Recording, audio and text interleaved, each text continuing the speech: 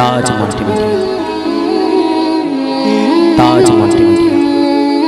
বন্ধুরা, আমাদের ভিডিওটি ভালো লাগলে দয়া করে লাইক বাটনে ক্লিক করুন, কমেন্টস করুন এবং আমাদের চ্যানেলটি সাবস্ক্রাইব করতে ভুলবেন না। একটা বিষয়বস্তু দিয়েছেন সূরা মাউনের তাফসীর, সাথে সাথে মাওলায়ে কায়নাত সৈয়দুনা আলী কাররামাল্লাহু ওয়াজহুর খেলাফত এই বিষয়ে আমাকে তাকরীর করার জন্য পরিচালনা কমিটির থেকে অনুরোধ করেছেন। সূরাতুল মাউন এটা সবারই মুখস্থ আছে কি নাই? মানুষ যাই জানে, আলাম তারা থেকে সূরা নাস পর্যন্ত সবার কি আছে? মুখস্থ আছে, কিন্তু আমরা জানি না আলাম তারা দিয়ে আল্লাহ কি মেসেজ দিয়েছেন। সূরা মাউন দিয়ে আমাদেরকে একটা মেসেজ দিয়েছেন, এটা আমরা জানি না। আমাকে এমন একটা বিষয়বস্তু দিল, আমাকে যখন বলল সূরা মাউনের তাফসীরের সাথে সাথে মাওলায়ে কায়নাত সৈয়দুনা আলী কাররামাল্লাহুর খেলাফত কাল এটা নিয়ে আলোচনা করবেন। তো আমি সূরা মাউনের সাথে কারবালার সাথে, কারণ সুন্নিরা বারবার মুহাব্বত খোঁজে। সুন্নিরা কি খোঁজে? মুহাব্বত। আমি বললাম কি রে, আমাকে সূরা মাউন দিল, এটা তো তেমন একটা দেয় না। কোথাও দিলে সূরা ফাতিহা দে, নাহলে সূরা হুজরাত দে, নাহলে সূরা কাউসার দে, নাহলে সূরা আলাম নাশরাহ লাকা দে, না হলে সূরা ইখলাস দে। আমি বললাম আজকে এই বিষয় সূরা মাউন হঠাৎ করে আমার বাগে পড়লো কেন? তা আমি বললাম এটার সাথে কারবালার কোনো সম্পর্ক আছে কিনা। যখন সূরা মাউনের তাফসীর করলাম, দেখলাম কারবালার মেসেজের নাম সূরা মাউন।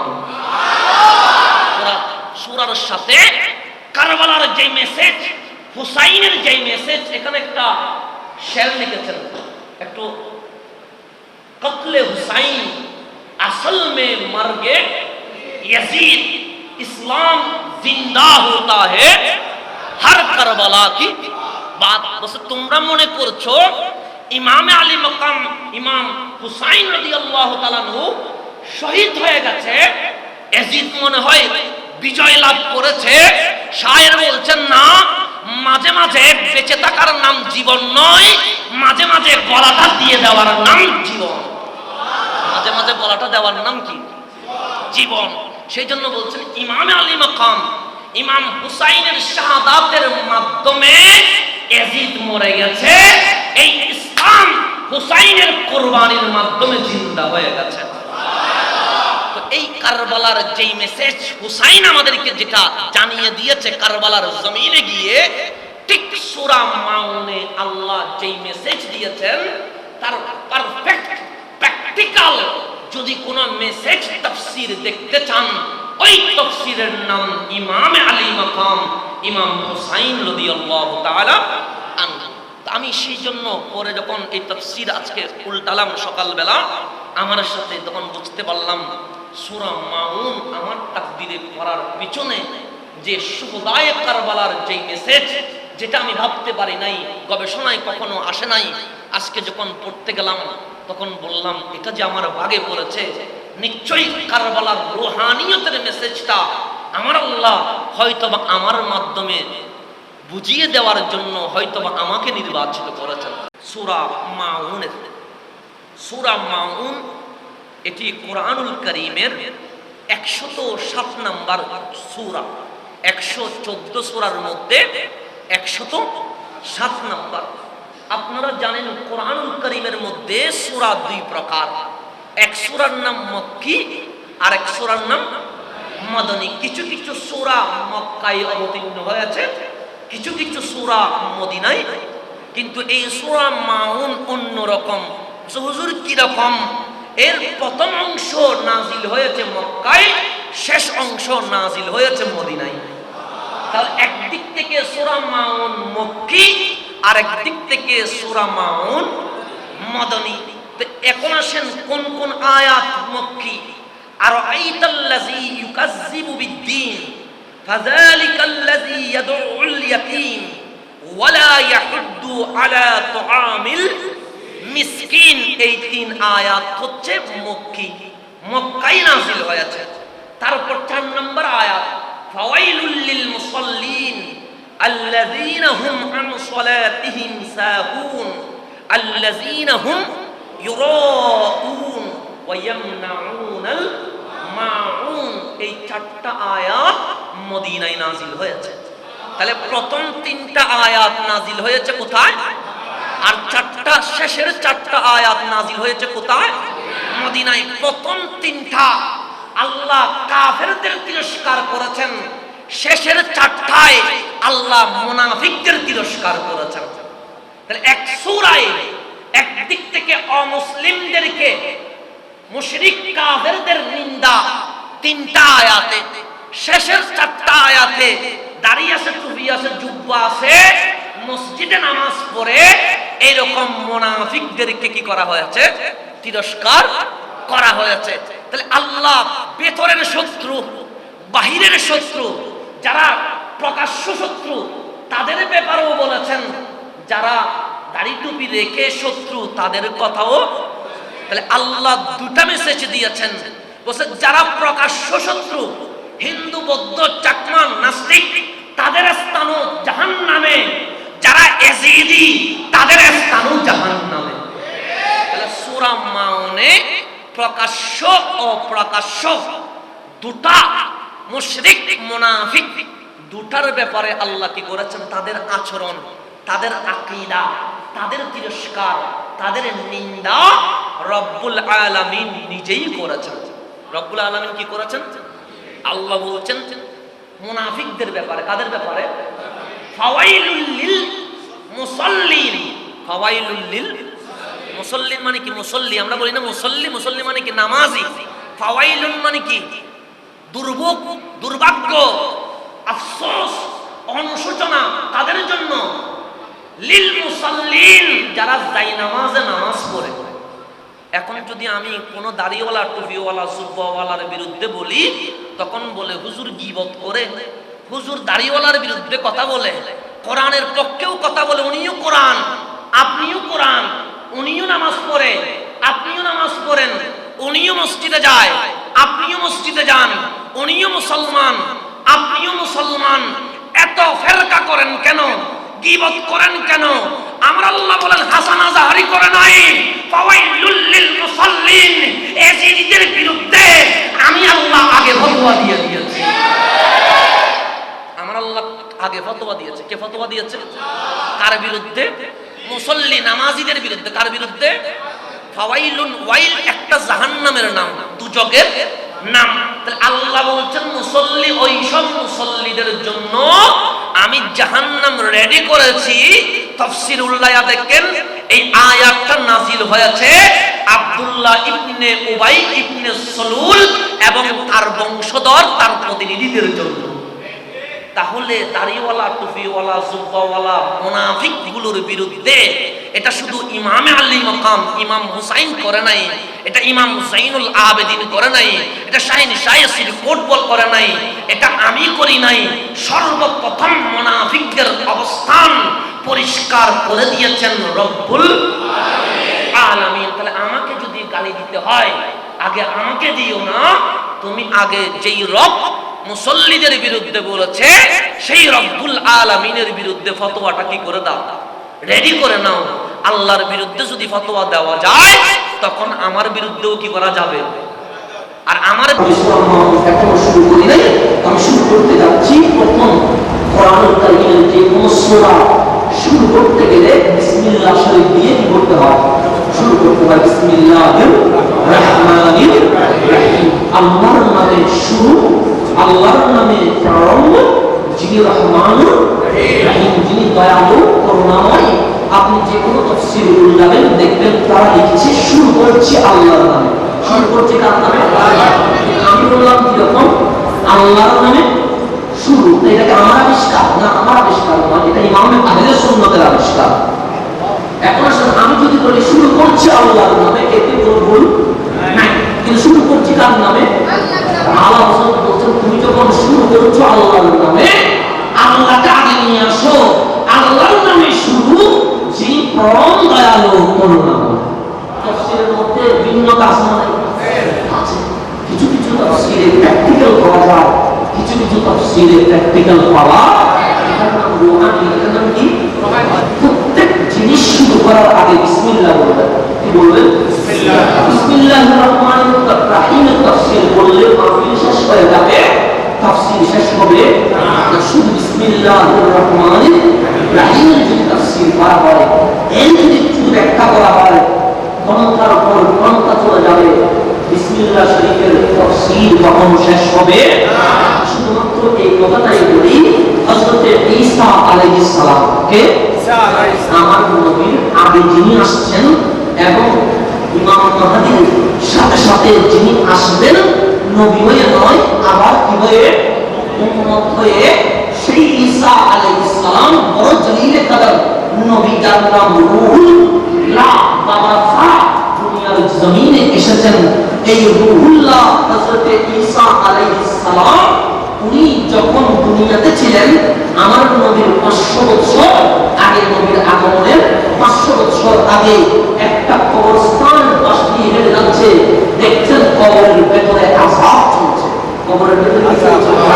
আযাবকে দিচ্ছেন রব্বুল আলামিন। কবরের পাশ দিয়ে চলে গেলেন, যে কাজে গেলেন সেই কাজ সেরে 2-3 ঘন্টা পর আবার যখন বাড়িতে যাওয়ার জন্য একই রোড দিয়ে যেতে লাগলেন, যেই কবরে আযাব চলছিল তিনি দেখলেন সেই কবর নুরানি হয়ে গেছে, আলোকিত হয়ে গেছে। রব্বুল আলামিন সেখানে নিয়ামত দেওয়া শুরু করে দিয়েছে।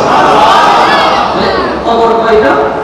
একটা, মুর্দা একজনই। যাওয়ার সময় দেখলো আযাব চলে, মাইক চলে, কিন্তু আসার সময় দেখে কবর জান্নাতের বাগান হয়ে গেছে। ঈসা আলাইহিস সালাম স্তব্ধ হয়ে গেলেন, দাঁড়িয়ে গেলেন। সেখানে দাঁড়িয়ে যেহেতু রাসূল ডাইরেক্ট কানেকশন কার সাথে? আল্লাহর সাথে। আল্লাহকে ডাকলেন মাহবুব, ওহে রব্বে করিম, তোমার লীলাগুলা বোঝা আমাদের পক্ষে সম্ভব নয়। যাওয়ার সময় দেখলাম আযাব চলে, মাইক চলে, এসে দেখি জান্নাতের বাগান হয়ে গেছে। মাওলা, এই লীলা খেলার মানে কি একটু যদি আমাকে বলতো। আমার আল্লাহ বলেন, ঈসা ওকে রূহুল্লাহ, তোমাকে যদি না বলি বলবো কাকে? শোনো, এই কবরে যে আযাব হচ্ছিল, মানুষটা তেমন ভালো নয়, দুনিয়ার জমিনে পাপাচারে লিপ্ত ছিল, ভালো বলতে কোনো আমল ছিল না, সেই জন্য মায়ের চলছিল। কিন্তু সে যখন দুনিয়া থেকে পর্দা হচ্ছিল, তখন তার উপরে মাসুম 2-3 মাসের একটা বাচ্চা রেখে সে মারা গিয়েছে। আজ সেই বাচ্চার বয়স 3 বছর হয়েছে, কথা বলতে পেরেছে। তার মা তাকে মক্তবে পাঠিয়েছে। যখন হুজুরের সামনে গিয়েছে, হুজুর তাকে মুখে মুখে পড়াতে লাগলো বিসমিল্লাহির রহমানির রহিম।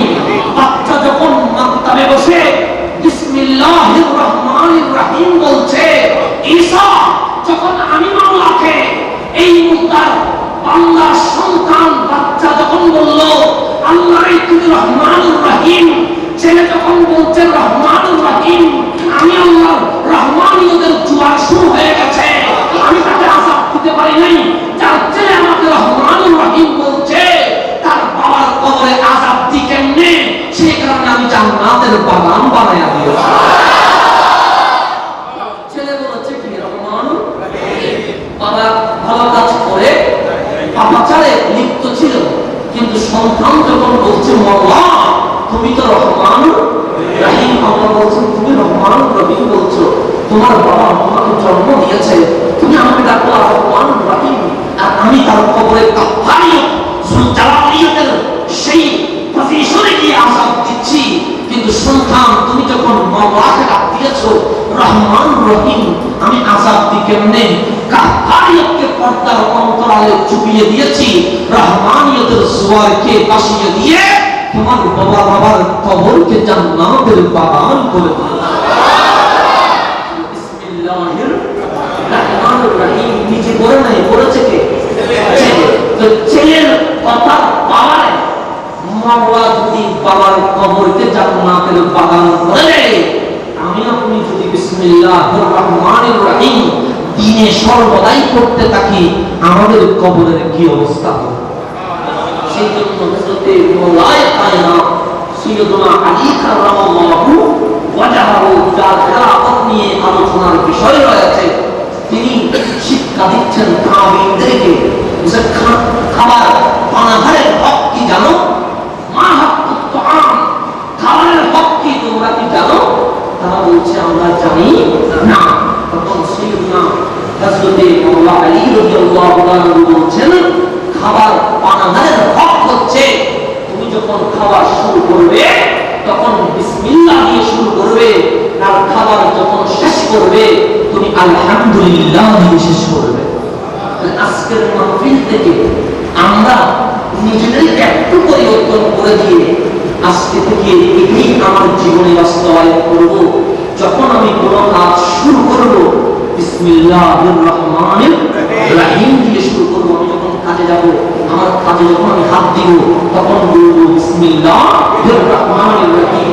আমি যখন খাবারের লোকমা মুখে দিব তখন বলবো বিসমিল্লাহির রহমানির রহিম। আমি যখন পানি মুখে দিব তখন বলবো বিসমিল্লাহির রহমানির রহিম। আমি যখন ঘর থেকে হাঁটা শুরু করব তখন বলবো বিসমিল্লাহির রহমানির রহিম। আমি যখন গাড়ি ড্রাইভিং শুরু করব তখন বলবো বিসমিল্লাহির রহমানির রহিম। আমি যখন কাপড় পরিধান করব তখন বলবো বিসমিল্লাহির রহমানির রহিম। দুনিয়াতে যত কাজ শুরু করব, আমি যখন কোরআন করব তখন বলবো বিসমিল্লাহির রহমানির রহিম। এক কথায় আমার এই দুনিয়ায় চোখ খোলা থেকে চোখ বন্ধ হওয়া পর্যন্ত যত কাজ আমি শুরু করব সবগুলোতে কি বলবো? আর যখন কাজটা আমি শেষ করবো সুন্দরভাবে তখন বলবো আলহামদুলিল্লাহি রাব্বিল আলামিন। দেখবেন আপনি গরীব অসহায় ঘরের মধ্যে খাবার নাই, রিজিকের ব্যবস্থাকে করে দিলেন। টাকা নাই, টাকার ব্যবস্থাকে করে দিলেন। সেই শুকরিয়া যখন চলে যায় রব্বুল আলামিন তার মুখের রিজিক বন্ধ করে দেয়। সেই জন্য আজকে খবর নিয়ে দেখেন এখানে কত কোটিপতি আছে, টাকা আছে, খাবার আছে, সম্পদ আছে, মুখে নিতে পারে কেন? ডাক্তার বলে দিয়েছে এটা খাওয়া যাবে না, ওটা খাওয়া যাবে না, ওটা খাওয়া যাবে না। কিন্তু ঘরের মধ্যে খাবারের কোনো অভাব, টাকার কোনো অভাব নাই। আইতারা বলেন, গাড়ি বলেন, বাড়ি বলেন, কোনো কিছুর অভাব নাই। চোখের সামনে খাবার, কিন্তু খাবার মুখে নেওয়ার সময় ডাক্তারকে ফোন দিয়ে বলে ডাক্তার এই জিনিসটাকে আমি খেতে পারবো? ডাক্তার বলছে খেতে পারবে না। কিন্তু চোখের সামনে খাবার খেতে ইচ্ছে করে আরেকজন রিক্সাওয়ালা দেখেন সারাদিন পরিশ্রম করেছে, প্যাকেটে আছে 500 টাকা, পানি বা আর ভর্তা নিয়ে ডাক্তার বলে ফোন করা লাগে না, তৃপ্তি সহকারে পেট ভরে খেয়ে ফেলেছে। ওর কাছে টাকা আছে শান্তি, ওর কাছে টাকা নাই শান্তি আছে। টাকা কখন শান্তি দিতে পারে না। ওই শান্তি যদি পেতে চান আপনার কাজ শুরু হবে বিসমিল্লাহ দিয়ে, আপনার কাজ শেষ হবে আলহামদুলিল্লাহ দিয়ে। সেই জন্য বিসমিল্লাহির রহমানির রহিমের তাফসীর আমি করতে যাচ্ছি না, আমি শুধু এতটুকু বলছি আপনি যদি আপনার কাজ কর্মে সব কিছুতে রবের দয়া পেতে চান কাজ শুরু করবেন বিসমিল্লাহ দিয়ে, কাজ শেষ করবেন আলহামদুলিল্লাহ দিয়ে। কোরআনুল কারীমের এই আয়াতগুলো তাফসীর করার জন্য মুফাসসিরিনে কেরাম 4টা বিধান দিয়েছেন। কয়টা বিধান দিয়েছেন? 4টা। যে কোনো আয়াতের 4 ভাবে তাফসীর করা যায়। কয়ভাবে তাফসীর করা যায়? আপনারা আমার কথা বুঝতেছেন? কঠিন হচ্ছে তো না? কয়ভাবে তাফসীর করা যায়? 1 নাম্বার তাফসীরুল কোরআন বিল কোরআন অথবা তাফসীরুল আয়াত বিল আয়াত। একটা আয়াতকে আরেকটা আয়াত দিয়ে আপনি কি করতে পারবেন? তাফসীর করতে পারবেন। তাহলে কোরআনের আয়াত দিয়ে কোরআনের আয়াতের তাফসীর করতে পারবেন। 2 নাম্বার সিস্টেম হচ্ছে তাফসীরুল আয়াত বিল আহাদিস। হাদিসের মাধ্যমে আপনি কি করতে পারবেন? তাফসীর করতে পারবেন। যেমন আকিমুস সালাহ, নামাজ কায়েম করো। কিভাবে নামাজ কায়েম করবেন? তাফসীর কোথায়? হাদিসের মধ্যে। 3 নাম্বার তাফসীরুল কোরআন বিআসারিস সাহাবা ওয়াত তাবিঈন। আপনারা দেখলেন কোরআনের আয়াত দিয়ে তাফসীর করতে পারছেন না, কোরআনের আয়াত হাদিসের নবী দিয়ে তাফসীর করতে পারছেন না, তখন 3 নম্বরে আপনাকে যেতে হবে সাহাবায়ে কেরামের আমল, তাবিঈনদের আমলের মাধ্যমে আপনি কোরআনের আয়াতের তাফসীর করতে পারবেন। 4 নম্বর তাফসীর হচ্ছে তাফসীরুল কোরআনি বিল লুগাতিল আরবিয়া ওয়াল আল কাওয়ানিন আল ইসলামিয়া, ইসলামিক যে ল আছে, যে আইডিওলজি আছে, এই ল আইন কানুনের মাধ্যমে আপনি কোরআনের আয়াতের তাফসীর করতে পারবেন। আজকের সূরাতুল মাউনে আমরা চারটাকে একসাথে অ্যাপ্লাই করে তাফসীর করার কি করব, চেষ্টা করব। এখন আমি যেটা বলছিলাম, প্রথম তিনটি আয়াত মক্কি, শেষের চারটি আয়াত মাদানী। কোরআনের এই তাফসীরগুলো বোঝার জন্য আপনাকে সর্বপ্রথম শানে নুজুল, আয়াতের প্রেক্ষাপট, কেন আয়াতটি নাযিল হয়েছে সেটা দেখতে হবে। সেই জন্য যারা গুগল মুফাসসির আছে, যারা ইউটিউব মুফাসসির আছে, তারা তো জানে না কোরআনটা কি কাফেরের জন্য নাকি মুসলমানের জন্য। সেই জন্য দেখবেন মাঝে মাঝে কাফেরদের আয়াতগুলো আমাদের নামে চালিয়ে দেয়। তারা গুগল আর ইউটিউব মুফাসসির, তারা গুগল আর ইউটিউব মুফাসসিরগুলো কোরআনের বাংলা অনুবাদ, কোরআনের অনুবাদ, যে কোনো অনুবাদ করা যাবে। আর কোরআনের তিনটা আয়াতের ক্যাটাগরি আছে। কিছু কিছু আয়াতের অর্থ পাওয়া যায়, সেই অর্থ মোতাবেক আমল করলে ঈমান সহ চলে যাবে। সেই আয়াতের অর্থ মোতাবেক আমল করলে চলে যাবে। এগুলোর নাম আয়াতে মুতাশাবিহা। আয়াতে মুতাশাবিহা মানে কিছু আছে হুরুফে মুকাত্তিয়া, হুরুফে, এগুলোকে মুফরাদাত বলা হয়। এগুলোর কোনো অর্থ প্রকাশ হয় না, যেমন আলিফ লাম মিম, কোনো অর্থ নাই। আপনি বলবেন আল্লাহু ওয়া রাসূলুহু আ'লাম, এগুলোর তাফসীর কি জিনিস, এটা হাবিব আর মাহবুব জানে। এটা হাবিব আর মাহবুব, এগুলো আমরা কেউ জানি না, কোনো মুফাসসির জানে না।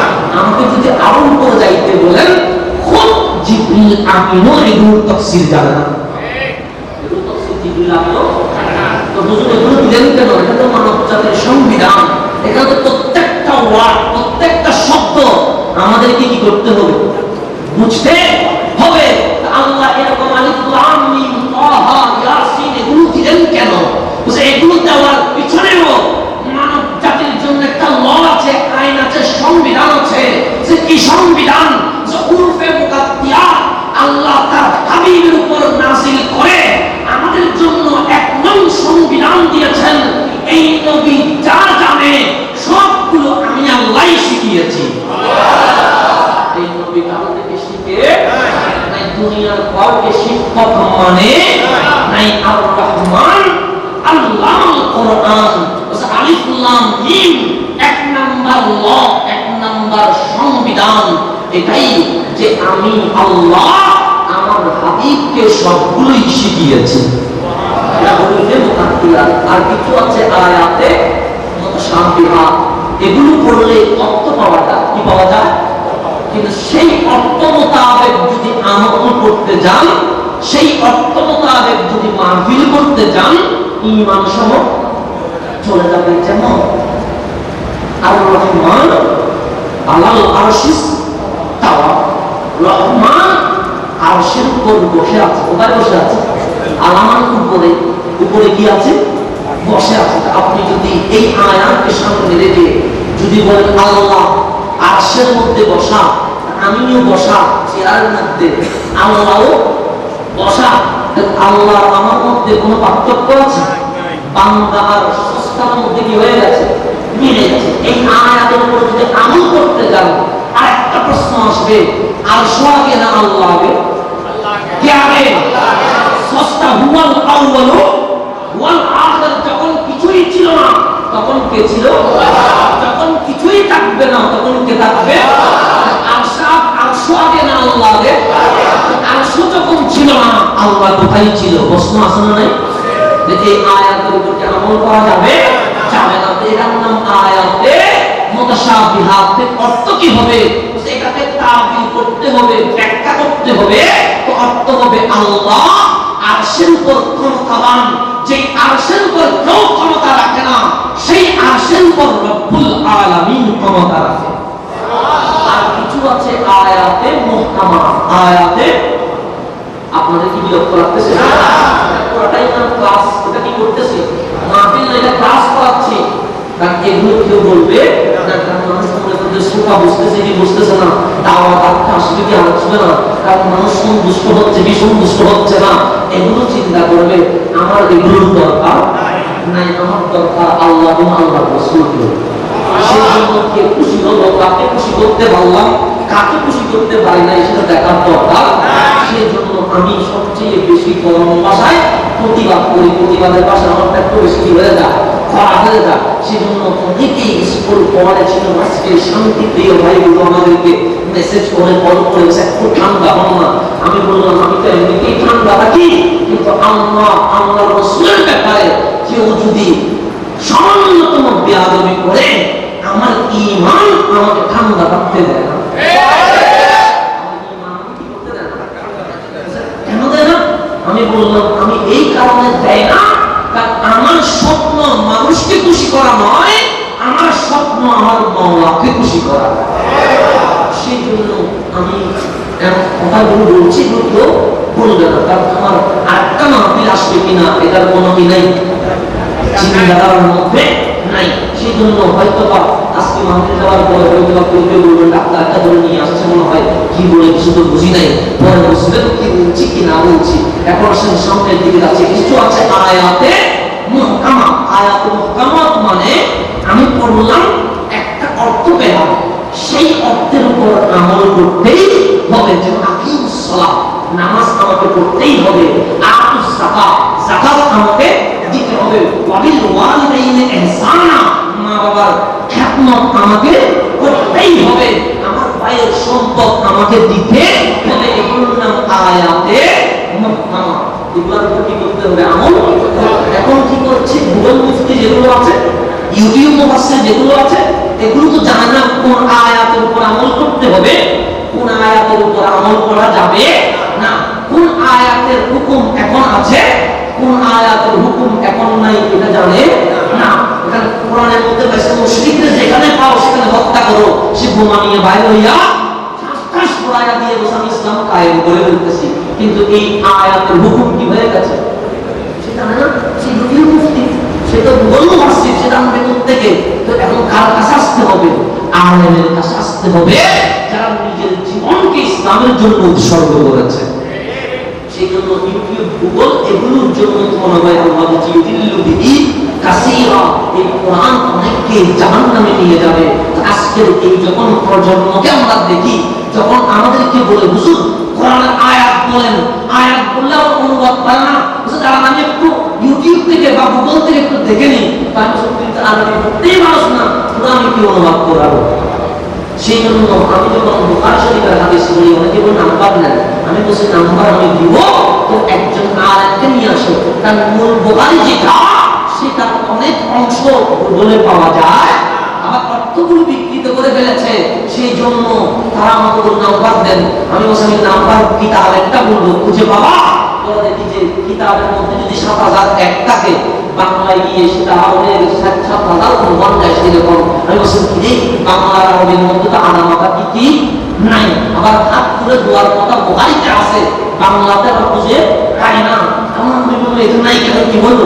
দেখলাম আহলে সুন্নাত ওয়াল জামাতের আকীদার হাদিসগুলো আরবিতে রাখছে, বাংলার মধ্যে কোনো ঠিক ঠিকানা নাই। গুগল মুফতি আর ইউটিউব মুফাসসিরদের গুলো খুঁজে পাওয়ার গ্রাম তার কাছে নাই। তো সে তো অবশ্যই গোমরা হবে। সে যখন নিজে বন্ধ, তখন অন্যকে বলছে তুমিও বন্ধ। সে যখন বেদাতি, অন্যকে বলছে তুমিও বেদাতি। কারণ সুরের কাছে সবাই যে সুর মনে হয়, এটা কত ঠিক? সুরের কাছে সবটা সুর মনে হয়, যে দাদা করতে ওর কাছে কি মনে হয় সবগুলো। সেই জন্য সাহেব যারা ডাক্তার করছে করোনাতে পজিটিভকে নেগেটিভ, নেগেটিভকে পজিটিভ বানানোর জন্য, সে বলছে আমি একা সুর নই, পুরো ১৭ কোটি সবাই সুর। আমি একা সুর নই, সবাই সুর, কারণ সে নিজে সুর বলে সবাই কি। তো যে বন্ধ তার চোখে সবাই বন্ধ, যে বেদাতি তার চোখে সবাই, যে ব্যক্তি পূজারী তার কাছে সবার কাজগুলো পূজা মনে হয়। আমি যে কথাটা বলতে চাচ্ছিলাম, তাহলে কোরআনকে কয়েক ক্যাটাগরিতে তাফসীর করা যায়। ক্যাটাগরিতে। প্রথম তিনটা শানে নুজুল আয়াতের প্রেক্ষাপট আপনাকে জানতেই হবে, কারণ আপনি যদি শুধু অনুবাদ করেন আপনি বুঝবেন না কোন আয়াত কেন কি কারণে আল্লাহ তাআলা দিয়েছেন। প্রথম তিনটা যে তিন আয়াত মক্কায় নাযিল হয়েছে, এই তিন আয়াতের শানে নুজুল বলতে গিয়ে বলছেন এই তিনটা আয়াত মুশরিক মক্কার কাফিরদের তিরস্কার করে নাযিল হয়েছে।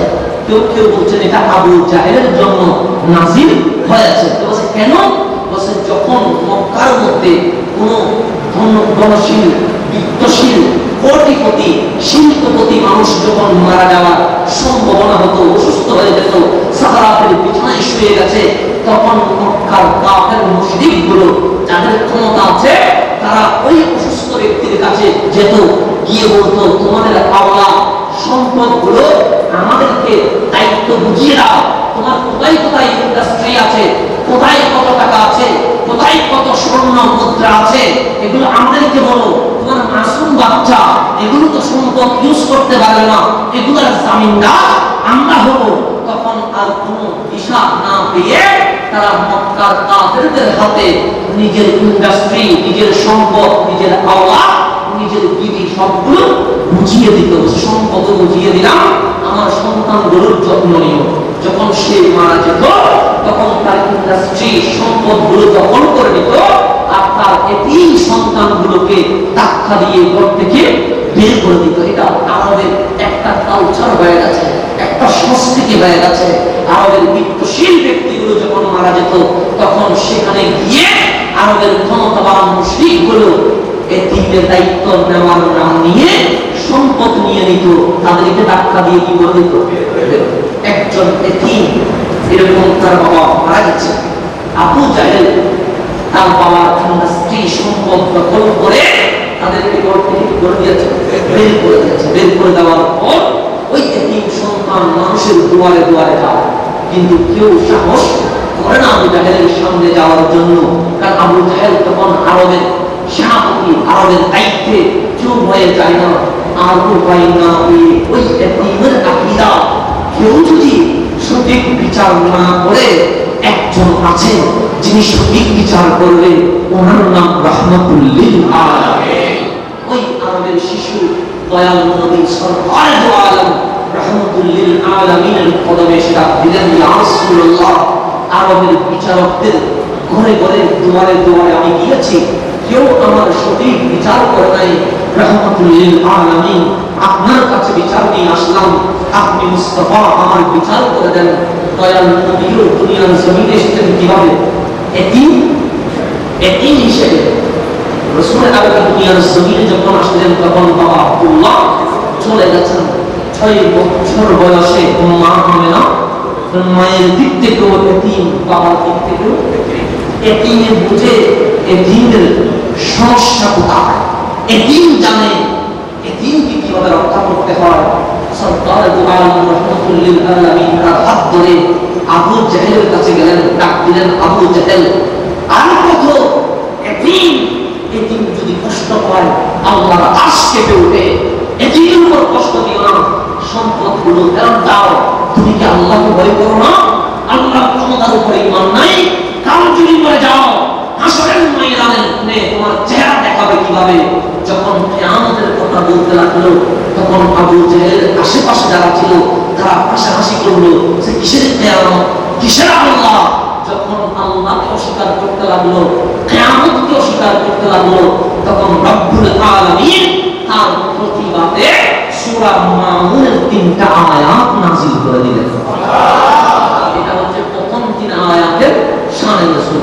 পরের 4 আয়াত ফাওয়াইদুল লিল মুসাল্লিন থেকে শেষ আয়াত পর্যন্ত মুফাসসিরিন کرام বলছেন এটা মদিনায় মসজিদে নববীতে নাযিল হয়েছে। কোথায় নাযিল হয়েছে? মসজিদে নববী। তাদের সামনে মুনাফিক আব্দুল্লাহ ইবনে উবাই ইবনে সুলুল এবং তার দলপতিদের তিরস্কার করে আল্লাহ নাযিল করলেন। বসে কেন? যখন মসজিদে নববীতে মুসলমানদের সংখ্যা বেড়ে যায়, মুসলমানদের বিজয়ের পতাকা যখন উত্তীর্ণ হয়, তখন এই আব্দুল্লাহ ইবনে উবাই ইবনে সুলুল এবং তার দল মিলে নামাজ পড়ে, রোজা রাখে, হাত দেয়, মেসওয়াক করে, সব ঠিক আছে, দেখলে মনে হচ্ছে জান্নাত থেকে এসে এখন জমিনের মধ্যে হাঁটছে, এরকম পাগড়ি, এরকম জুব্বা, সব ঠিক, কিন্তু মাঝখানে যাইয়া যাইয়া এমন এমন ফতোয়া দেয় যেই ফতোয়ার মধ্যে মুসলিম মিল্লাত দলে উপদলে ভাগ হয়ে যায়। দলে উপদলে কি হয়ে যায়? যেমন আপনারা দেখেন যখন করোনা ভাইরাস আসলো তখন মুসলমান নয় পুরা বিশ্বের মানুষের অন্তর কি হয়ে গেছে? নরম হয়ে গেছে। কথা কি ঠিক? ইতালির প্রেসিডেন্ট অমুসলিম, মুসলিম না অমুসলিম? ইতালির প্রেসিডেন্ট এক সময়ে পুরা দুনিয়া কাঁপিয়েছে। যখন করোনা ভাইরাস ধরেছে ইতালিতে, তখন ইতালির প্রেসিডেন্টের মতো প্রেসিডেন্ট দুই চোখের পানি ছেড়ে দিয়ে বলছে, আমাদের আর কোনো ক্ষমতা নাই, উপরওয়ালার উপর ছেড়ে দিলাম। তাহলে বেঈমানের মুখেও কার কথা? আল্লাহর কথা। মানুষের মন্তর যখন নরম হয়ে গেছে, নায়ক নায়িকা যারা নাটক করে, সিনেমা করে, তারাও এখন বলছে আমরা তো অন্ধকার জগতে ছিলাম, করোনা ভাইরাস আমাদের বিবেক খুলে দিয়েছে, আজকে থেকে নাটক সিনেমা বাদ দিয়ে দিলাম, আমরা ইসলামের ছায়া তলে চলে আসলাম। যখন সব মানুষ এক হয়ে যাচ্ছে, মুসলমান দল উপদল যখন ভুলে যাচ্ছে, এক কাতারে আসার জন্য যখন মানুষ আলোচনায় ব্যস্ত, তখন দেখবেন হঠাৎ করে ফতোয়া দিয়ে দিল রিকশাওয়ালার রোজা রাখার দরকার। বাজছে কি বাজে নাই? বাজাই দিছে কি বাজে নাই? 1500 বছরের ইতিহাসে কোনো মুফতি যেই ফতোয়া দেয় নাই, মুসলমানদের মধ্যে ভাগ করে দেওয়ার জন্য এমন ফতোয়া দিয়ে দিল। এখন এটা যখন বলে নাই তখন কেউ কিছু বলে, এটা যখন চলে আসলো প্রতিবাদ করতে হবে কি হবে না? হবে। মুসলমানদের ঐতিহ্য কোরআন, অন্যান্য ধর্মের সাথে আমাদের কিছু পার্থক্য আছে। তোর মধ্যে এক নাম্বার পার্থক্য, তাদের বাইবেল, তাদের গ্রন্থ, তাদের গীতা, মহাভারত, এই সব কিতাবগুলো তারা কখনো বুকে হেফাজত করতে পারে। সেই জন্য আপনি নিউ টেস্টিমেন্ট বলেন, ওল্ড টেস্টিমেন্ট বলেন, বাইবেল বলেন, তাওরাত বলেন, ইনজিল বলেন, হিন্দুদের যত গ্রন্থ বলেন, সব গ্রন্থ তারা কখনো, তাদের কাছে হাফেজ বলতে কোনো শব্দ নাই, তারা এগুলো মুখস্থ করতে পারে না। কিন্তু 30 পারা কোরআন দেখবেন রব্বে করিম সূরা ফাতিহা থেকে সূরা নাস পর্যন্ত মুসলমানদের সন্তানদের বুকে বুকে রেখে দিয়েছে। কথা ঠিক কিনা? ঠিক না? সেই জন্য কোরআন যদি পুড়ে যায়, ছাই হয়ে যায়, হাফেজে কোরআনদের মাধ্যমে রব্বে করিম কিয়ামত পর্যন্ত কোরআনকে হেফাজত করবে। হাফেজে কোরআন আছে না নাই? আপনাদের ইমাম সাহেব মহোদয় উনিও কি হাফেজে কোরআন। তাহলে আমাদের মসজিদের ভেতরেও যদি এখন হাফেজে কোরআন কে কে হাত তুলেন, 3-4 জন পাওয়া যাবে কি পাওয়া যাবে না? পাওয়া যাবে। কিন্তু অন্যান্য ধর্মে তাদের কিতাবের হাফেজ বলতে কোনো শব্দ নাই, কিন্তু নব্য ফতোয়া দিয়ে দিয়েছে নামাজের মধ্যে কোরআন দেখে দেখে পড়তে পারবেন। যেই ফতোয়া জীবনে কখনো শুনেছেন? আপনাদের বাবা শুনেছে? আপনাদের দাদা শুনেছে? তো যেই ফতোয়া কেউ শুনে নাই, সেরকম ফতোয়া দিয়ে মুসলমানদের মধ্যে 2 ভাগ করলো কি করে নাই? করেছে। যুগ যুগ ধরে মানুষ তারাবির নামাজ 20 রাকাত পড়লো। এই তারাবিরে কাটতে কাটতে কাটতে কাটতে এখন 4 রাকাতে এনে শেষে বলছেন না পড়লেও চলবে। তাহলে বাজাইছে কি বাজাই নাই? কিন্তু দাড়ি আছে না নাই? টুপি আছে না নাই? জুব্বা আছে না নাই? ইসলামের কথা আছে না নাই? জিহাদের কথা আছে না নাই? কোরআনের কথা আছে না নাই? যুবকদের কথা আছে না নাই? নারীদের কথা আছে না নাই? সব আছে। সুন্দর না অসুন্দর, কথার স্মার্টনেস ঠিক আছে না নাই? ইংরেজি আছে না নাই? আছে, সব আছে। কিন্তু লক্ষ্য উদ্দেশ্য একটা, সুযোগ পেলে আল্লাহর শানে বেয়াদবি করা, সুযোগ পেলে রসুলের শানে বেয়াদবি করা, সুযোগ পেলে রসুলের পবিত্র বিবিগণের শানে বেয়াদবি করা, সুযোগ পেলে সাহাবায়ে কেরামকে গালি দেওয়া, সুযোগ পেলে আহলে বাইতের শানকে নিচে করা, সুযোগ পেলে ইয়াজিদের পক্ষে কথা বলা, সুযোগ পেলে মুসলমানদের বিরুদ্ধে দল উপদল করে দেওয়া, এটাই হচ্ছে মুনাফিকদের লক্ষণ। সেই জন্য আল্লাহ বলছেন ফাওয়াইলুল লিল মুসল্লিন। বলছে প্রথম 3 আয়াতে মুসল্লি নয়, এগুলো কট্টা কাফের, নামাজও নাই, রোজাও নাই, হজও নাই, যাকাতও নাই। আর এখন বলছি ফাওয়াইলুল লিল মুসল্লিন নামাজ পড়তে পড়তে কপালের মধ্যে কি করে ফেলছে, দাগ করে ফেলছে। এগুলার বিরুদ্ধে আমি আল্লাহ বলছি ওইগুলা বাহিরের প্রকাশ্য শত্রু, এগুলো তোমাদের ভেতরে অপ্রকাশ্য শত্রু। সেই জন্য বন্ধু যখন শত্রু হয় তখন শত্রুর আর কোনো দরকার নাই। সেই জন্য বন্ধু আমার যে কথাটা সূরা মাউন আমাদেরকে মেসেজ দিচ্ছে, তখন সাহাবী ছিল মাত্র 1.25 লক্ষ, 1 লক্ষের চেয়ে একটু বেশি, 2 লক্ষ পৌঁছে নাই। 1.25 লক্ষ সাহাবী সৈয়দুনা ফারুক আজমের নেতৃত্বে পৃথিবীর অর্ধ শাসন করেছেন। কথা কি ঠিক? সংখ্যা কত? 1.25 লক্ষ। আজকে মানুষ কত? 200 কোটি কোটি। 1 লক্ষ 2 লক্ষ নয়, 10 লক্ষ 20 লক্ষ নয়, 1 কোটি 10 কোটি নয়, 200 কোটি মুসলমান। আমাদের কদমের নিচে জমিন নাই। ইরাকও হারাইলাম, ফিলিস্তিনও হারাইলাম, ইয়ামান সিরিয়াও হারাইলাম। এইভাবে করে হারাইতে হারাইতে আমরা এমন একটা অবস্থা হয়ে গেছি, বাংলার জমিনে 90% মুসলমান। মুসলমানের দেশে রাষ্ট্রধর্ম ইসলাম থাকবে, এটাই স্বাভাবিক। কিন্তু 90% মুসলমানদের দেশে আজকে আমরা অসহায় হয়ে গেছি। আমাদের দেশে ইসলাম ধর্ম বাদ দেওয়ার ষড়যন্ত্র চলছে।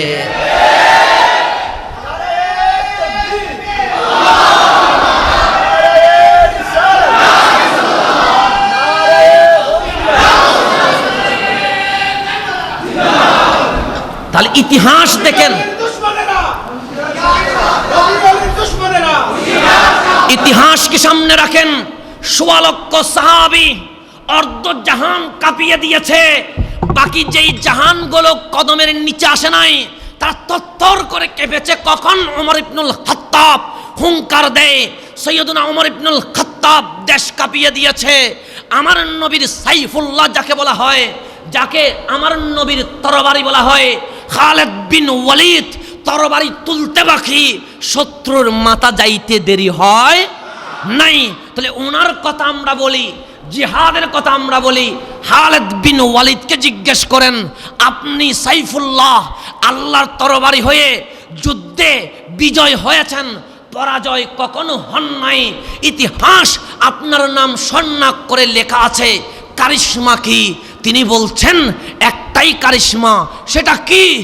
আমার পাগড়ির ভেতরে দয়াল নবীর চুল মোবারক রয়ে গেছে। ওই রুহানিয়ত, ওই পাওয়ার আমি খালেদ বিন ওয়ালিদকে আজ ইতিহাসের পাতায় স্বর্ণাক্ষরে লিখে দিয়েছে। এটার নাম রুহানিয়ত, এটার নাম তাসাউফ, সুফিবাদ। আপনি যদি দেখেন আজকে আমরা এই ভারত উপমহাদেশে আমাদের কদমের নিচে ছিল। খাজায়ে আজমির যখন আসলেন মুসলমান তখন শূন্য। হজরতে বখতিয়ার উদ্দিন কুতুবুদ্দিন বখতিয়ার কাকি নিজামুদ্দিন আউলিয়া রাহিমাহুল্লাহ যখন ছিলেন তখন ইতিহাস যদি উল্টায়া দেখেন মাত্র পুরা ভারত উপমহাদেশে 99 লক্ষ মুসলমান। কত লক্ষ মুসলমান? 99। এখন বাংলাদেশে মুসলমানের সংখ্যা 16 কোটি।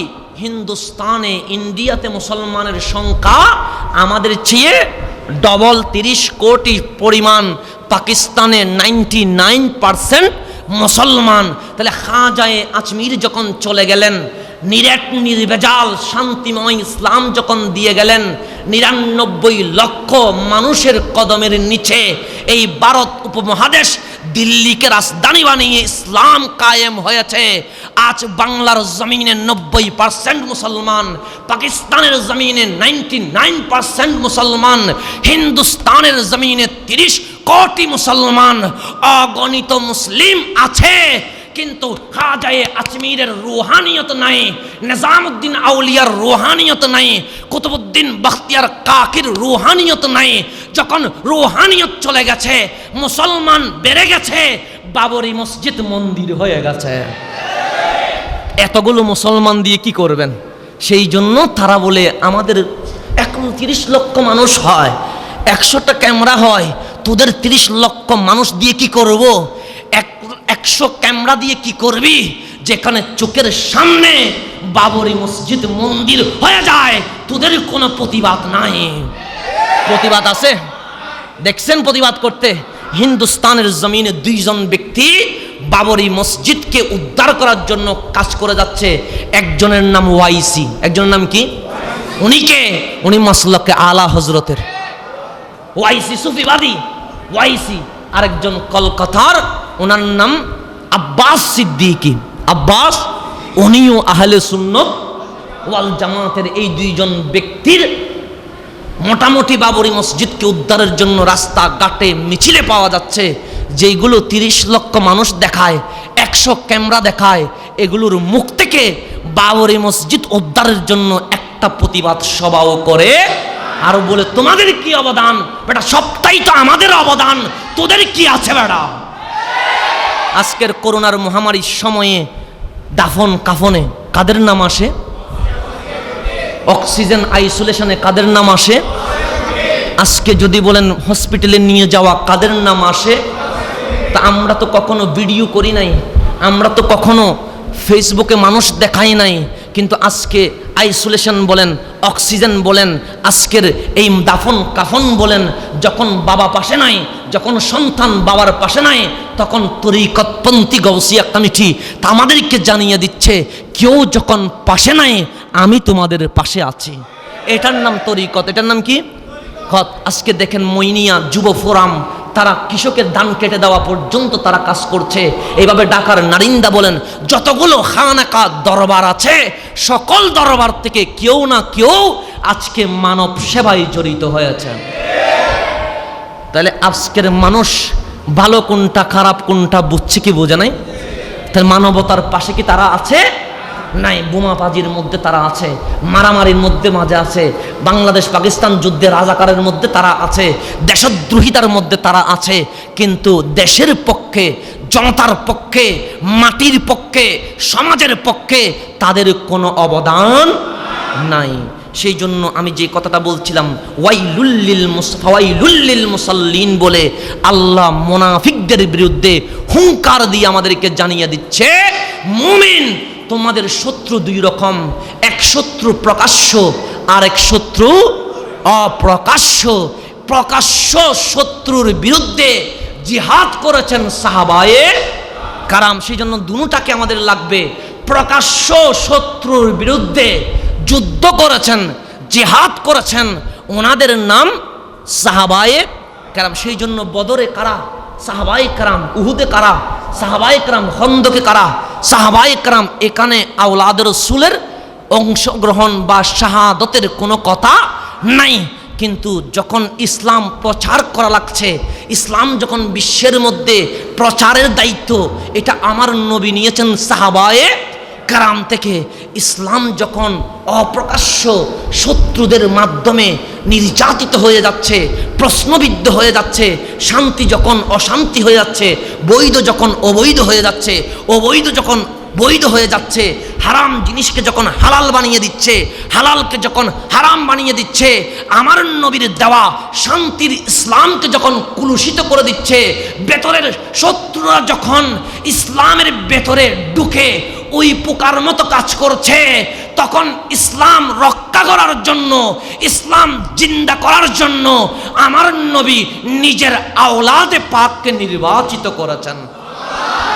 তাহলে ইসলাম যখন প্রচার, তখন লেগেছে সাহাবায়ে কেরাম। বাহিরাগত শত্রুদের থেকে ইসলামকে যখন হেফাজত করার দরকার ছিল, তখন কাদেরকে লেগেছে? সাহাবায়ে। আর মুনাফিকদের বিরুদ্ধে তাদের মুখোশ যখন উন্মোচন করার দরকার, তখন লেগেছে ইমাম আলী মাকাম, ইমাম হুসাইনের পরিবার। সেই জন্য আহলে সুন্নাত ওয়াল জামাত না সাহাবায়ে কেরামকে বাদ দেয়, না আওলাদ রাসূলকে বাদ দেয়। সাহাবায়ে কেরামও মাথার উপরে, আওলাদ রাসূলও। এই দুইটা যখন, এই দুই সমুদ্র যখন মারাজাল বাহরাইন একসাথে হয়ে গেছে, এটার নাম সুন্নিয়ত হয়ে গেছে। এটার নাম কি হয়ে গেছে? সুন্নিয়ত। সেই জন্য আমরা বেয়াদবি বলতে আমাদের শব্দে, আমাদের ডিকশনারিতে বেয়াদবি পাওয়া যায় না। আল্লাহর শানে বেয়াদবি আছে না, রাসূল পাকের শানে কোনো এমন কোনো শব্দ আছে যেটা বেয়াদবি হবে? না সাহাবায়ে কেরামের শানে বিয়াদবি আছে, না আওলাদ রাসূলের শানে বিয়াদবি আছে, না আউলিয়ায়ে কেরামের শানে বিয়াদবি আছে। বলছে আমাদের নামাজের মধ্যে না বিয়াদবি আছে, না আমরা পাকে এরকম করে বিছিয়ে দিয়ে বিয়াদবের মতো করি, না আমরা হাতকে তুলে আমিন চিল্লাইয়া নামাজের মধ্যে ডিস্টার্ব করি। আমাদের কাজে কর্মে আচার আচরণে বিয়াদবি বলতে কোনো শব্দ নাই। আমরা না 3/4 পরে মসজিদে আসি। আমরা কি 3/4 পরে মসজিদে আসি? দেখবেন যারা সুন্নিয়ত থেকে বের হয়ে গেছে, দেখবেন 3/4 পরে কোথায় চলে আসছে? মসজিদ। আমাকে একটু উত্তর দিবেন, কোন অফিসার, আমি যেখানে কাজ করি, জব করি, আমার যিনি বস উপরে যিনি আছেন, ওনার সামনে কি আমি 3/4 পরে যেতে পারবো? আমাকে চাকরিতে রাখবে? তাহলে কত সুন্দর করে ড্রেস ইন করে স্মার্ট করে কার কাছে যেতে হয়? অফিসের স্যারের কাছে। তো সে তো একটা স্যার, কিসের? অফিসের। তার সামনে যদি 3/4 প্যান্ট পরে যাওয়া না যায়, তা 3/4 প্যান্ট পরা, তাহলে এটা সভ্য সমাজের অন্তর্ভুক্ত। তো স্যারের সামনে যদি 3/4 প্যান্ট পরে গেলে চাকরি চলে যায়, মসজিদে আল্লাহর সামনে যিনি সকল প্রেসিডেন্টের, সকল মালিকের, ওনার সামনে আমার ভাই সহি আকীদা নাকি ওনারা, আবার সহি আকীদার লোক কি করে আসছে? এর চেয়ে বড় বিয়াদব আর আছে? এর চেয়ে বড় অসভ্য আর আছে? নিজের বসের সামনে বেটা 3/4 প্যান্ট পরে যাওয়া যায় না, আল্লাহর সামনে কেমনে 3/4 প্যান্ট? সেই জন্য বলছে তুমি যদি আদব শিখতে চাও, তুমি আহলে সুন্নাত ওয়াল জামাতের পতাকায় চলে আসো। এখানে তোমাকে আদব শিক্ষা দেওয়া হবে। আর তুমি এখান থেকে বের হয়ে যাও, দেখবে কখনো আল্লাহর ওলিকে বকা দিবে, কখনো সাহাবায়ে কেরামকে বকা দিবে, কখনো আওলাদ রাসূলকে বকা দিবে, কখনো রাসূলকে বকা দিবে। বকা দিতে দিতে দিতে এমন অবস্থা হয়ে যাবে, আল্লাহর শানেও কি করবে? সেই জন্য দেখবেন, আমি আগে মনে করতাম আউলিয়া কেরামের শানে কথা বললে তাদের মনে হয় একটু অ্যালার্জি হয়। আমি বললাম আচ্ছা এটা একটু কম বলি, আল্লাহর রসুলের শান বাড়িয়ে দিলাম। এটাতেও দেখলাম যে ভালোই অ্যালার্জি কি করে কাজ করে। আমি বলছিলাম মনে হয় রসুলের শানে বেশি বললে মনে হয় তাদের একটু খারাপ লাগে। আমি বলছি একটু আল্লাহর শানেও একটু বলে দেখি। আল্লাহর শানে বলতে গিয়ে দেখি কমেন্টসে দেখছি অতিরঞ্জিত ভালো নয়। অতিরঞ্জিত কি নয়? কার শানে বলতে লাগলাম? আল্লাহর শানে। তো আল্লাহর শানে যতই বলি অতিরঞ্জিত হবে। তারপর তাদের বইগুলো একটু উল্টাইয়া দেখলাম। আমি বলছি একটু তাদের বইগুলো দেখি। সেখানে দেখি আফসোস লাগলো। বলছেন আল্লাহ ইন্নাল্লাহ আলা কুল্লি শাইইন কাদির। এটা দ্বারা আমরা বলি আমার নবীর মেরাজ সশরীরে। কেন আমরা বলি? নবী তো নিজে নেয় নাই, নিয়েছেন কে? কেন? আল্লাহ ইন্নাল্লাহ আলা কুল্লি শাইইন কাদির। তারা দেখলাম ইন্নাল্লাহ আলা কুল্লি শাইইন কাদির দ্বারা তাফসীর করতেছে আল্লাহ মিথ্যা কথাও বলতে পারে। তাহলে সুন্নিদের তাফসীর একটা, তাদের তাফসীর আরো কবিতাও লিখছে। বলছে এই আয়াতের উপর আমল করে অন্তত মেনে নাও, আল্লাহর পক্ষে মিথ্যা বলাটা সম্ভব। কবিতা লিখতেছে। কি লিখতেছে? কবিতা। তো দেখলাম যে আল্লাহর ব্যাপারেও তাদের কি আছে। তো পরে বুঝলাম ফাওয়াইলুল লিল মুসাল্লিন, আমার আল্লাহ যে মুসল্লিদেরকে ইনকার করলো, তিরস্কার করলো, এটা এমনিতেই করে নাই। এগুলো তো লোক দেখানো নামাজ পড়ে আমাদের ঈমান বিক্রি করে ফেলতেছে। এখন আসেন সামনের দিকে চলে যায়। বিসমিল্লাহির রহমানির রহিমের সংক্ষিপ্ত ব্যাখ্যার পরে এই আবু জাহেলের কাছে আমার নবী যখন এতিম বাচ্চাকে নিয়ে গেল, তখন সে কিয়ামত দিবসকে অস্বীকার করলো। আমি এগুলো মানি না, এক আল্লাহর ক্ষমতাকে আমি মানি না। তো কার মাহফিল করছো? সেই জন্য চোর শোনে না ধর্মের, চোর শোনে না। তো এখন বেঈমানরে ঈমানের মাহফিল করলেও কোনো কাজে আসে না। যে মুনাফিক তাকে দয়াল নবীর শান বললে কোনো কাজে, যতই আপনি দেখবেন দয়াল নবীর শান বলেন তার ভালো লাগবে না। কিন্তু সে যে মানুষটার পক্ষে কথা বলছে তাকে উঠাইতে উঠাইতে এমন এমন বাক্য বলছে, বলছেন নবী যতটুকু ইসলাম প্রচার করতে পারে নাই, আমাদের উনি তার চেয়ে বেশি ইসলাম প্রচার করে দিয়েছে। দেখেন কথা, আদব। তাহলে নবী নাকি ততটুকু কি করতে পারে নাই? কেন? আমি বললাম কেন? বলছেন নবী তো ইংরেজি জানতো না, নবীর তো ডিগ্রি নাই, নবীর তো অনার্স নাই, নবীর তো মাস্টার্স নাই, নবীর তো এমফিল নাই, নবীর তো পিএইচডি নাই। আমার নবী তো ইন্টারন্যাশনাল কোনো ইউনিভার্সিটি থেকে পড়ে নাই। তো আমার নবীও ভালো করে যখন ইংরেজি বাংলাও জানে না, আমাদেরটা তো ইংরেজি বাংলা আরবিও জানে, সেই জন্য আমাদেরটা একটু বেশি। তো আমি বললাম কি, আমি উত্তর দিব, আমার আল্লাহ বলছেন আমার নবী যদিও বা কোন মালয়েশিয়া বা আজহার থেকে পড়ে নাই, আমার নবী যদিও বা অক্সফোর্ড থেকে পড়ে নাই, আমার নবী যদিও বা ইন্টারন্যাশনাল কোন ইউনিভার্সিটি থেকে ডক্টরেট ডিগ্রি নেয় নাই, শুনে রাখ, আর রহমান আল্লামাল কোরআন, আমি আর নবীকে ডিগ্রি এবং ইউনিভার্সিটিতে আমি আল্লাহ পড়িয়েছি। পড়িয়েছেন কে? তো বলছে ডিগ্রি কে দিয়েছে? বলছে তোরা তো পিএইচডি নিয়েছিস বান্দা থেকে, আর আমার নবী পিএইচডি নিয়েছে আমার থেকে। সেই জন্য আল্লামাকা মা লাম তাকুন তাআলাম। পৃথিবীর জমিনে কেউ কিছু জানে, কিছু জানে না। কেউ এক বিষয় জানে, আরেক বিষয় জানে না। যে ইঞ্জিনিয়ার সে ডাক্তারি জানে না, যে ডাক্তারি জানে সে হয়তোবা মেডিসিন বিষয়ে অভিজ্ঞ নয়, আবার যে মেডিসিন বিষয়ে অভিজ্ঞ সে হয়তোবা ওয়াসার মধ্যে পানি মন্ত্রণালয়ের অভিজ্ঞতা সে রাখে না, আবার যে ওয়াসাতে কাজ করে সে হয়তোবা সিটি কর্পোরেশনের কাজ বুঝবে না, যে সিটি কর্পোরেশনের কাজ করে সে হয়তোবা তথ্য মন্ত্রণালয়ের কাজ বুঝবে না, যিনি হয়তোবা গায়ের জ্বর সর্দির মেডিসিন দেয় উনি হয়তোবা ক্যান্সারের চিকিৎসা বুঝবে না।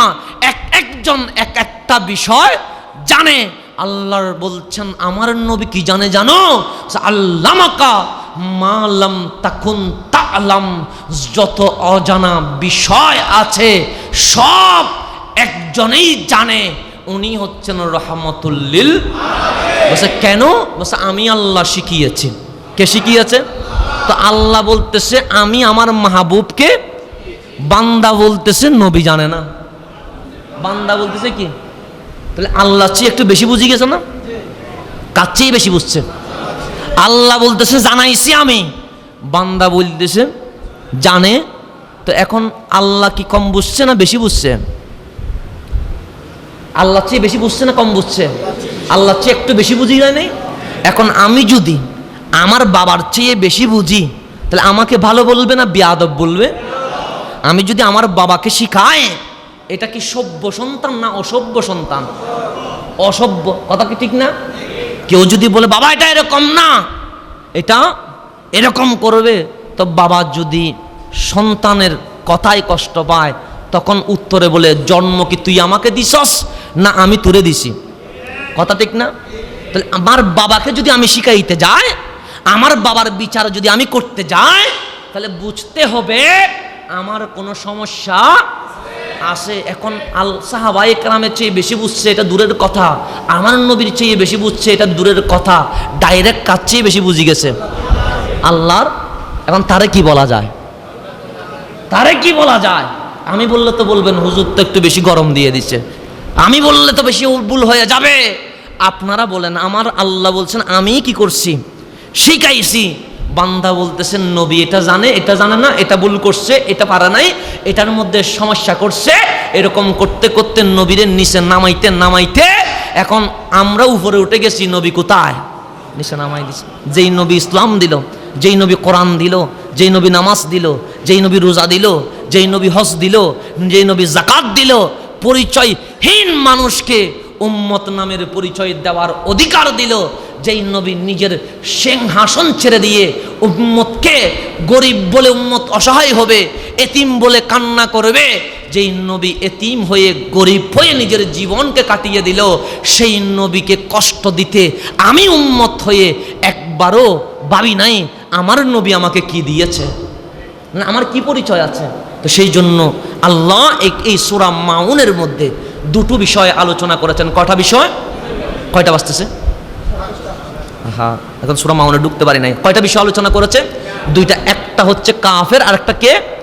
মুনাফিক। প্রকাশ্যে অপ্রকাশ্য। তা আমি সংক্ষিপ্ত করে দিচ্ছি, 10:30 যেহেতু বেজে গেছে, আমি তফসিরে এখনো ঢুকতে পারি না। এখন আরাইতার মধ্যে আলিফের মধ্যে আসতে পারি নাই। বিসমিল্লাহ পর্যন্ত একটুখানি বললাম, তাও এটার ভূমিকা বললাম, এখনো ভূমিকার থেকে যাইতে পারলাম না। তাই এখন আসেন কাফেরদের কিছু চরিত্র বললেন। কে বললেন?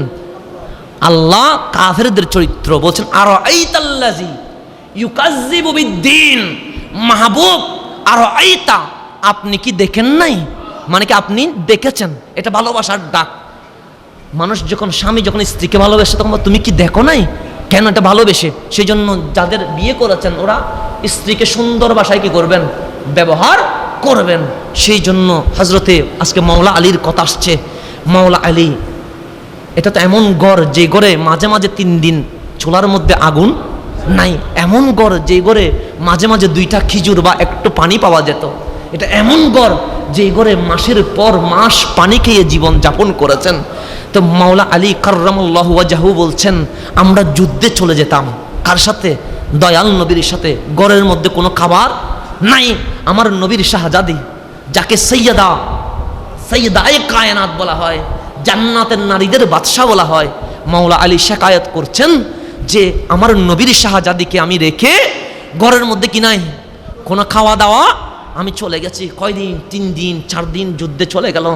3-4 দিন আমরা যুদ্ধও গিয়েছি, ওখানেও কোনো খাবার নাই। এমন অবস্থা গিয়েছে দুনিয়া এবং জান্নাতের বাদশা রহমতুল্লিল আলামিন পেটের মধ্যে পাথর বেঁধেছে। সাহাবায়ে কেরামকে বুঝাতে লাগলেন, সাহাবীরে তোমরা ক্ষুধার যন্ত্রণায় চটপট করছো, আমি নবীও তোমাদের সাথে পেটের মধ্যে পাথর বেঁধে দিলাম। যে 4 দিন উপোস নিয়ে ক্লান্ত শরীর নিয়ে যখন আমি ঘরে ফিরলাম, ঘরের দরজায় যখন বাড়ি দিলাম, ঘরেও কি নাই খাবার। আর বাহিরে গেলাম যুদ্ধ করতে, সেখানেও কি পাই নাই খাবার।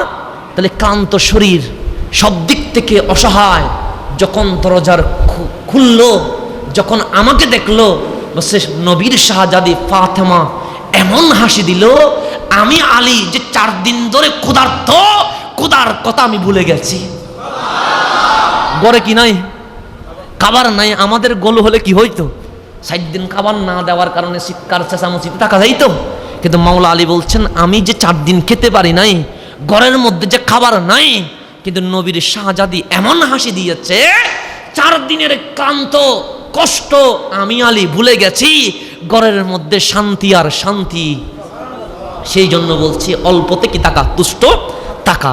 তো সেই জন্য বলতে রাখলাম অল্পতে কি থাকতে হবে, তুষ্ট থাকতে হবে। তা আমি যেটা বলতে লাগলাম যে যখন কাফেরদের চরিত্র আল্লাহ বলছেন আর আইতা, সেই জন্য বললাম ভালো ব্যবহার করবেন। আর আইতা মাহবুব, আপনি কি দেখেন নাই আল্লাযী ইউকাজ্জিবু বিদ্দিন, যে দিন মানে দিনে মিল্লাত, ইসলাম ধর্ম, দিন মানে কিয়ামত, যে কিয়ামতকে অস্বীকার করে, যে কিয়ামতকে কি করেছে? আল্লাযী মানে যে ব্যক্তি, ইউকাজ্জিবু মিথ্যাচার করেছে, অস্বীকার করেছে, বিদ্দিন কিয়ামতকে, সে ব্যক্তি অন্য কেউ নয়, ফাযালিকাল্লাযী ইয়াদউল ইয়াতীম, সেই ব্যক্তি হচ্ছে ওই ব্যক্তি যে এতিমকে ধাক্কা দিয়েছে। যে এতিমকে কি করেছে?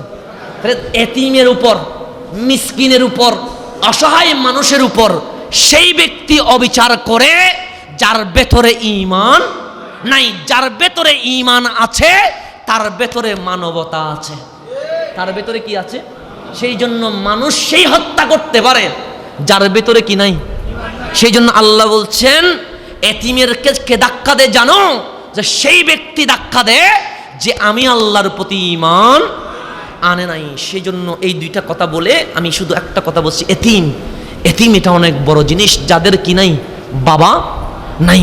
সেই জন্য ইসলামের সৌন্দর্যটা আমরা মানুষের কাছে পৌঁছাইতে পারি নাই। যদি আমরা মানুষের কাছে পৌঁছাইতে পারতাম, বাংলার জমিনে একটা হিন্দু থাকতো না, সবাই মুসলমান হয়ে যেত। আমরা দিতে পারি নাই। সেই জন্য একজন খ্রিস্টান পাদ্রী, যিনি মুসলমানদেরকে খুবই ঘৃণা করত, এরকম খ্রিস্টান কিছুদিন আগে মুসলমান হয়েছে। তো তাকে জিজ্ঞেস করা হচ্ছে, তুমি তো মুসলিম বিদ্বেষী ছিলা, মুসলমানদেরকে বকা দিতা, আজকে মুসলমান হলা কেন? বলছে তোমাদের কোনো মোল্লা আমারে মুসলমান বানাই নাই। বলছে একটা কাহিনী আমাকে মুসলমান বানিয়ে দিয়েছে।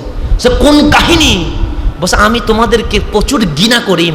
তো তোমাদেরকে যখন ঘৃণা করি, তোমাদের নবীকেও কি করি? ঘৃণা করি। হঠাৎ মনের মধ্যে একটা উদয় আসলো, যেই মুসলমানকে ঘৃণা করি সেই মুসলমানের নবীকেও তো কি করি? ঘৃণা করি। তো এখন আমি খ্রিস্টানদেরকে বোঝানোর জন্য এই মুসলমানের নবী কত খারাপ সেটা বোঝানোর জন্য আমি একটা বই কিনলাম, যেই বই হচ্ছে হিস্ট্রি অফ প্রফেট মুহাম্মদ সাল্লাল্লাহু আলাইহি ওয়াসাল্লাম, দয়াল নবীর হিস্ট্রি, জীবনী।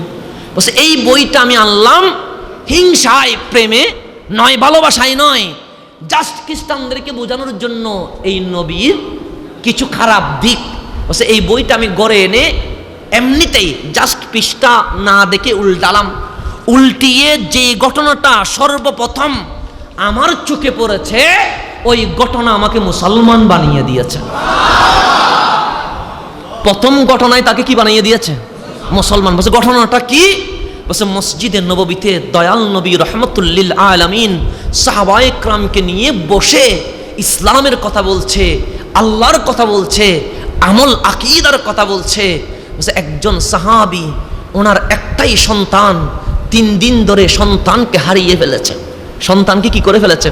হারিয়ে ফেলেছে, সন্তান পাওয়া যাচ্ছে না। তো যার একটা সন্তান সে বুঝে সন্তানের ভালোবাসা কারে কয়। 3 দিন ধরে বাবা কখনো পাহাড়ে, কারণ যেহেতু মরুভূমি, পাহাড়ে, কখনো বাগানে, কখনো জঙ্গলে, কখনো সমুদ্রের কিনারায় গিয়ে খোঁজে, কিন্তু সন্তানরে পাওয়া যাচ্ছে না। 3 দিন চলে গেছে, অতিবাহিত হয়ে গেছে। ঘরে বাচ্চার মা কান্না করছে। 3 দিন ধরে স্বামী স্ত্রী অসহায় হয়ে গেছে, ঘরের মধ্যে চুলা জ্বলে না। 3 দিন ধরে খাবার নাই।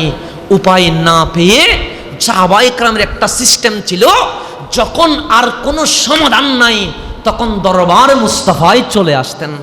ওই সাহাবী 3 দিন যাওয়ার পরে চোখের পানি ছেড়ে দিয়ে মসজিদে নববীতে কান্না করতে করতে ঢুকছে। আমার নবী আলোচনা স্টপ করলেন, সাহাবীকে ডাক দিলেন, সাহাবী আমার, 3 দিন ধরে তোমারে দেখি না, হঠাৎ করে কান্না করে করে ঢুকছো, কি বিপদ, কি হয়েছে? বলছেন নবী রে, আমার একটা সন্তান, আমার কোনো আর সন্তান নাই। যদি 3-4টা সন্তান থাকতো তাহলে মনকে বুঝে দিতাম, একটা নাই, আরও কেউ আছে, বাবা ডাকবে। কিন্তু এই সন্তান যদি চলে যায়, বাবা ডাক শুনবো কেমনে? আমার স্ত্রী মা ডাক শুনবে কেমনে? নবী রে, আমি পাহাড়ে, জঙ্গলে, বাগানে সবখানে খুঁজেছি, আমার সন্তান রে খুঁজে পাই না। নবী রে, আপনি একটু ব্যবস্থা করে দেন।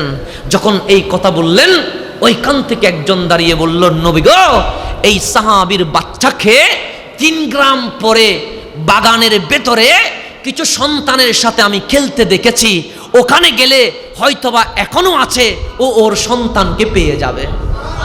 এখন যখন এই সন্তানের মেসেজ পেয়ে গেছে, 3 গ্রাম পরে বাগানের ভেতরে কিছু বাচ্চার সাথে কি করছে? খেলাধুলা করছে। এখন বাবা উঠে চলে যাচ্ছে, দৌড়ে চলে যাবে। আমার নবী ডাক দিলেন, সাহাবী আমার, দাঁড়াও, কথা আছে। ওই সাহাবী পিছনের দিকে তাকিয়ে বলছেন, নবী রে, আপনি রহমতুল্লিল আলামিন, আপনি জানেন আমার ভেতরে কি হচ্ছে, অনুমতি নিয়ে নেই, বেয়াদবি মনে করবেন না। নবী রে, আমাকে বেয়াদব বানাবেন না। নবী রে, আমার ভেতরের যন্ত্রণা, সন্তানের আওয়াজ আমার কানের মধ্যে লাগছে মনে হচ্ছে, আমার সন্তানের সন্তান পেয়েছি, সেই জন্য দৌড় দিচ্ছি। আমার নবী বলছেন, আমি বুঝছি, আমি রহমতুল্লিল আলামিন, আমি মাইন্ড করি নাই, বেয়াদবি মনে করি নাই। তবে সাহাবী আমার একটা মেসেজ দিতে চায়। বলছে কি মেসেজ? বলছে 3 গ্রাম পর বাগানের ভেতরে ঢুকলে তুমি তোমার সন্তানকে খুঁজে পাবা। 3 দিন দেখো নাই, তোমার ভেতরে প্রেম জাগ্রত হবে, ভালোবাসা জাগ্রত হবে। আমি একটা নসিহত করছি, তুমি তাকে বলিও না, ও আমার প্রাণ, ও আমার জান, ও আমার সন্তান, আমার আওলাদ, আমার বুকে আয়, এই বলে আদর করে তোমার সন্তানকে তুমি ডাকবা না। বাবা অবাক হয়ে গেছে, নবী রে, আপনি প্রেম শিখালেন, আমরা জীবিত নারীকে হত্যা করতাম, আপনি ভালোবাসা শিখালেন। নবী রে, 3 দিন পর সন্তানকে পাবো, জড়িয়ে ধরবো, এটা তো স্বাভাবিক, বাবা বলে আদর করব, এটা তো স্বাভাবিক। নবী রে, কেন আমার সন্তানকে আদর করব না? বলছে একটা কারণে, তুমি তোমার ঘরে এনে যা ইচ্ছা আদর করিও, ওই বাগানে আদর করিও না। বলছে কেন? বলছে ওইখানে অন্যান্য বাচ্চাগুলো আছে, ওদের মধ্যে হয়তোবা কোনো এতিম সন্তান থাকতে পারে। তুমি যখন তোমার সন্তানকে বাবা বুকে আয় বলে ডাকবে, তখন হয়তোবা ওই এতিম সন্তান চোখের পানি ছেড়ে দিয়ে বলবে, আমার যদি বাবা থাকতো আমাকে এইভাবে করে ডেকে ডেকে বুকে নিত, আদর করত। ও আমার সাহাবী, এতিম সন্তান যদি কান্না করে, মুস্তাফা সইতে পারবো না। এটার নাম মুস্তাফা রহমতুল্লাহ।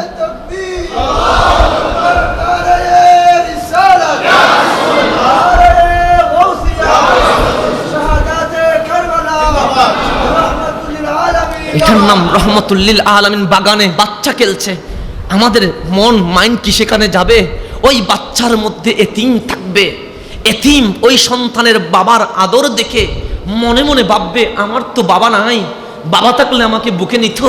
আমার নবী বলছে, ওই এতিম যদি ওটা ভেবে দু চোখের পানি ছেড়ে দেয়, মুস্তাফা মসজিদের নববীতে বসে থাকতে পারবো না, কারণ আমি এতিম হয়ে এসেছি। সাহাবী, এতিমকে কষ্ট দিও না, তুমি তোমার সন্তানকে এমনিতেই নাম ধরে হাত ধরে নিয়ে যাইও, আদর করিও না, ঘরে গিয়ে আদর করিও। খ্রিস্টানটা বলছে ওই কাহিনী পড়ার পর দেখলাম যেই নবী শিশু একজন এতিমের অধিকার নিয়ে ভাবে, সেই এতিম জঙ্গি হতে পারে না, ওই নবী টেররিস্ট হতে পারে না, ওই নবী সন্ত্রাস হতে পারে না, ওই নবী তো দয়ার সাগর।